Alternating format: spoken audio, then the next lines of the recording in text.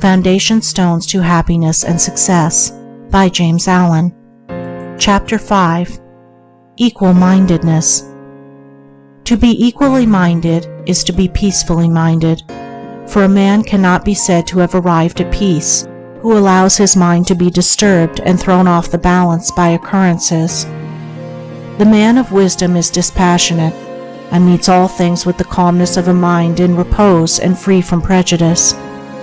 He is not a partisan, but having put away passion, and is always at peace with himself and the world, not taking sides nor defending himself, but sympathizing with all. The partisan is so convinced that his own opinion and his own side is right, and that all goes contrary to them is wrong, that he cannot think there is any good in the other opinion and the other side.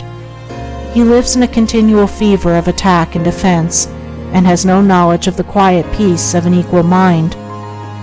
The equal-minded man watches himself in order to check and overcome even the appearance of passion and prejudice in his mind, and by so doing he develops sympathy for others, and comes to understand their position and particular state of mind. And as he comes to understand others, he perceives the folly of condemning them and opposing himself to them. Thus there grows up in his heart a divine charity which cannot be limited, but which is extended to all things that live and strive and suffer. When a man is under the sway of passion and prejudice, he is spiritually blind, seeing nothing but good in his own side, and nothing but evil in another.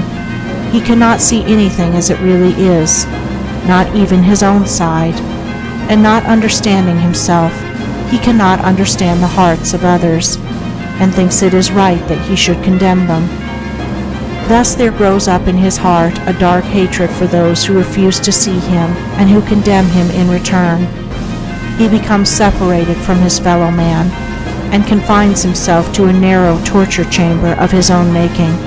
Sweet and peaceful are the days of the equal-minded man, fruitful and good, and rich in manifold blessings.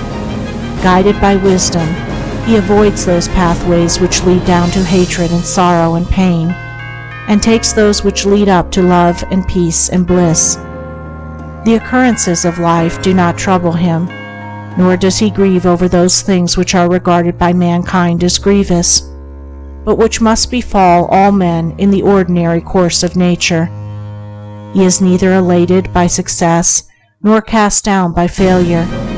He sees the events of his life arranged in their proper proportions, and can find no room for selfish wishes or vain regrets, for vain anticipations and childish disappointments.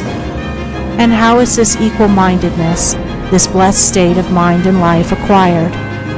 Only by overcoming oneself, only by purifying one's own heart, for the purification of the heart leads to unbiased comprehension.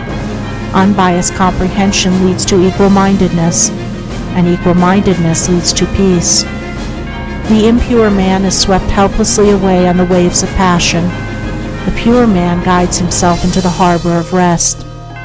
The fool says, "I have an opinion." The wise man goes about his business.